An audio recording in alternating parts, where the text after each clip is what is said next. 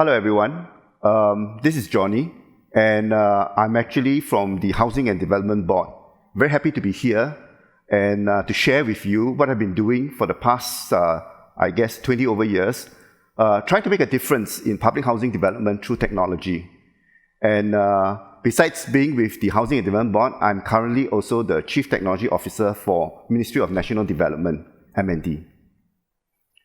I think most of you would know what public housing is. In Singapore, the Housing and Development Board, which was founded in 1960, have a very clear vision, and that is to look at developing affordable homes, creating vibrant and sustainable towns, and also building adhesive and cohesive communities. And being the master developer and master planner for public housing developments in public housing towns, it gives us great opportunities to try things and do things differently. And of course, not forgetting our role of being a community builder. So with that, we have achieved much over the past few years. Today, we have more than 1 million flats, and these are spread over 27 towns, with 80% of Singaporeans living in HDB estates. So I think this will be common sight for all of you when you travel in Singapore. But like many cities, although we have achieved much, we are faced with many urban challenges today. Some of this, like climate change, our infrastructure is also aging. We need to address them. And of course, population itself, we're also seeing a more elderly population. So, to help us, HDB in 2003 have actually developed a roadmap for better living. And this roadmap, it has 3 key pillars.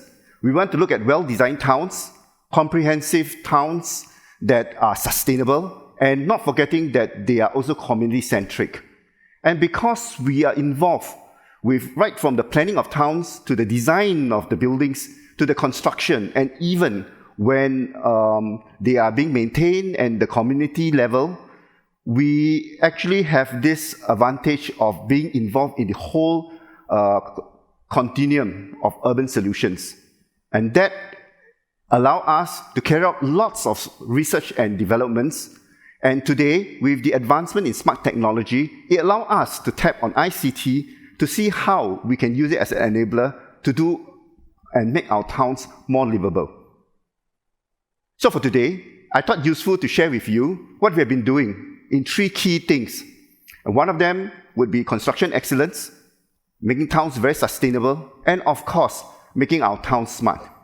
In terms of construction excellence, just like to share with you that these were common sites in the 1960s. People were living actually in very poor living conditions. And HDB had this mission to move them into good housing and affordable housing. And during those days, we depend solely on workers like the Samsu women. You probably don't see them nowadays. But they were actually the heroes of yesterday that built the houses for us. But we cannot continue to depend on these people to actually help us to do our town development. Happy to say that today, what's common sight is that you see lots of prefabrication being used in our town development and a lot of use of technology and automation, including digitalization. But it didn't happen overnight. This takes a lot of engineering know-how and thoughts to see how we can put in place in our town development. So for example, in HDB, we actually invested a lot on research and development, especially on prefabrication. So today, most of our buildings are designed and constructed using precast. And I'm happy to say that it's about 70% of our concrete volume is actually using precast. This precast, we actually came out with our own system with 50 over components. When you look at productivity, it's not just at the site. We also need to look at the factory end.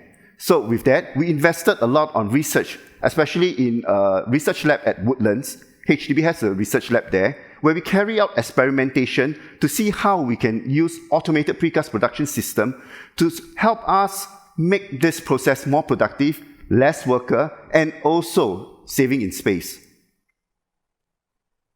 Today, besides two-dimensional precast components, we're looking at three-dimensional precast components. If you look at the video, you can see that with using three-dimensional components, it allows us to do the finishing at the factory end. But most important thing for the engineers is to look at the connection system where you join these components together. And that is something that HDB has come up with many innovations, including our own patented connection systems. We went even to the extent to make sure that in our lab, as you can see in the video, how workers can assemble these large volumetric components easily on site. We make sure that we can test them in a factory laboratory condition before we actually move on actual site. Besides looking at construction, design is also one of the key things that our engineers do to see how to do it much better with technology.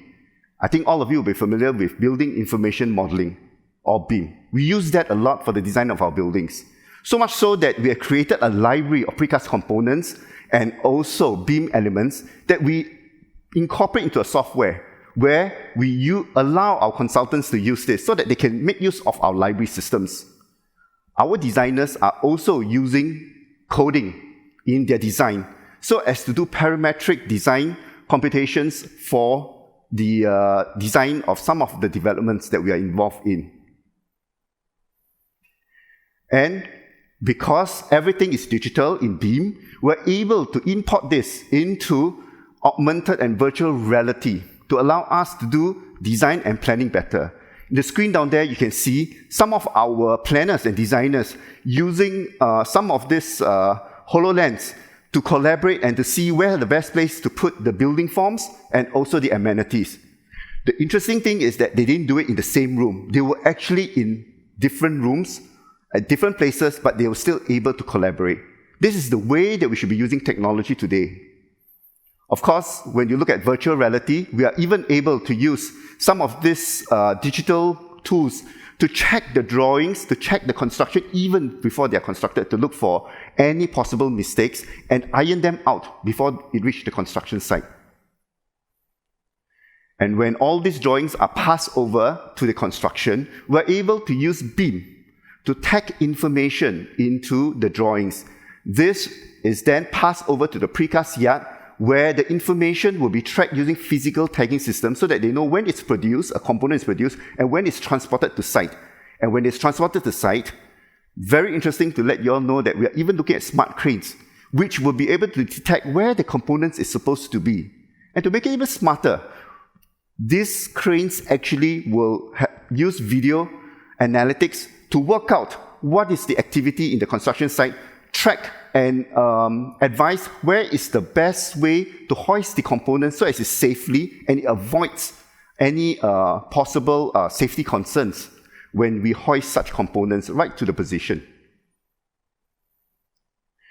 Because we are producing lots of volumetric components, the steel molds can be quite expensive. So we sat down and think, can we do this better? Well, we have seen 3D printing on all those plastic models that you see. We actually went ahead and looked into printing a whole precast volumetric component, like a room, as you can see down here. And why we do that is that you just send the drawings to the printer and the printer print. We are still at initial stages here. We studied the material that is going to be used. We also studied the way that we can print this faster, maybe using through multiple nozzles. So while it's still a very new technology, it shows promises for us to make the next leap to construction productivity. And on the construction side, we are now seriously looking at how robots can also help us to do. I think the COVID has shown us that we cannot continue to rely on physical laborers because some of these workers may have problems if, let's say, you have a pandemic that strikes again. So robots actually can help us minimize this risk. Of course, there's a lot of work to be done. We are studying how 5G technology can be applied on site so that robots, like swarm robots, can be deployed, which 5G allows us low latency and also faster speed. Enough of construction excellence. Maybe I move now to another area that HDB looks at seriously, and that's sustainability. We know that being the largest developer in Singapore, the environment is a great responsibility for us to take note of. So many cities kind of boast that they are eco-cities. But what is actually an eco-city? For HDB, we actually drew up a framework with clear KPIs that we must fulfill. And these outcomes comes in 10 desired outcomes distributed towards the 3 dimensions of sustainability: environmental, social, and economic. I just take a slice of one of these outcomes. Like, for example, we strive for low carbon. We will have clear strategies, clear technology that we will deploy in our towns, and then compute the scale that is going to be deployed so that we can come up with some how it measures up with KPIs. And these KPIs are actually linked to our Singapore Sustainable Blueprint. One example that we are quite proud of course, is solar deployment. We started solar by first studying the various types of technology and applying them at different parts of Singapore so that we can collect data to understand how much energy can be produced based on our cloudy skies and also rainy climate. Once we got this data, we work with the vendors to work out what we call as a solar leasing scheme so that we can lease out our roof space and they can place their solar panels and give discounts to the town councils, but still able to make some profit by selling the renewable energy. We have been so successful with this that we are currently now looking at what we call as a Solar Nova program. We're going to spread this Solar Nova to up to 70% of our buildings will have solar by 2030. And the good news is that we are also aggregating the needs of public buildings that need solar and help them to deploy them.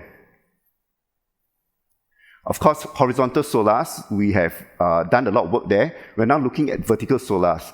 But here, we have to look at the efficiency. So we're testing out in one of our new projects at Tengah to see whether we can make it cost-effective and also feasible for future public housing. But that's just the land. At sea, PUB is looking at how they can place solar at our water bodies. HDB, because we have some technology on the floating platforms, we actually work with some companies to deploy. I think you see in the video down here is something that we're quite proud of. It was installed in Tingay Reservoir. We're going to do more, and hopefully this will actually allow us to harness more energy from the sun. Besides solar, we are also looking at how to save in energy efficiency. All our buildings now have LED lighting, but how can we do more? So we have introduced smart lighting. Smart lighting, we actually have a smart component where sensors are able to kind of predict where people are moving and where they always probably are moving in certain parts of HDB estates. We will then light up these places where those with not so many people, we will actually reduce it to about 30% of the lighting levels. This helps us to save energy by more than 60%. Now, because we are collecting data on how people are moving around our states, this also allows us to use this data to see how can we actually interpret it and make it such that we can design our community spaces better for the residents and to the way that they want it. I've talked about solar, I've talked about smart lighting. So with all this technology know-how, we are now going to introduce it nationwide through a Green Town program. That's only the energy aspect. As part of the Green Town program, we are also looking at how to introduce rainwater harvesting systems with HDB in-house designed, patented harvesting tanks, and also cool materials such as cool coating to see how to cool our estates. Finally, what can we do to make our town smarter? When we first started this smart journey, many people came to us with ideas. So we drew up a framework, as you can see. The framework consists of 5 verticals: smart planning, smart environment, smart estate, smart living, and smart community. And underlining this would be a horizontal, where we get our sensor strategy correct, the connectivity, so that all data can be passed to a data hub for analytics. We have introduced quite a lot of smart solutions in our towns, especially the new one at Punggol. But for today, maybe I just share with you something that we are quite proud of. People used to talk about smart plug, where you put it into the socket and it allows you to read the energy that you are using at that socket level. However, when we first tried this in Yuhua, many residents complained that it's very unsightly, very huge and bulky. Not only that, you require some LEW to actually work on your distribution board and modify it, which is very inconvenient and also quite costly.